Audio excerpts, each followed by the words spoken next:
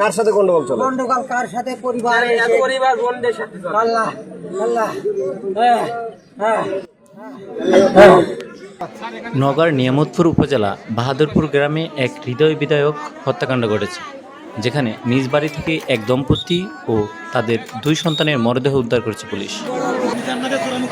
পুলিশের তথ্যমতে হাবিবুর ও তার স্ত্রীকে গলা কেটে হত্যা করা হয়েছে এবং সন্তানদের মাথায় আঘাত করে মারা হয়েছে।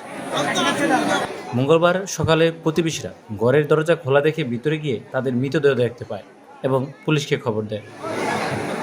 পুলিশ প্রাথমিকভাবে একে পরিকল্পিত হত্যাকাণ্ড এবং ডাকাতির উদ্দেশ্যে সংগঠিত বলে ধারণা করছে। তবে নিহত স্বজনদের দাবি, জমিজমা সংক্রান্ত বিরোধের জেরে হাবিবুরের ভগ্নিপতির সাথে দ্বন্দ্ব ছিল, যা এই হত্যাকাণ্ডের কারণ হতে পারে। এই ঘটনায় এলাকায় শোক ও চাঞ্চল্য বিরাজ করছে এবং এলাকাবাসী সুষ্ঠু তদন্ত ও বিচারের দাবি জানিয়েছে।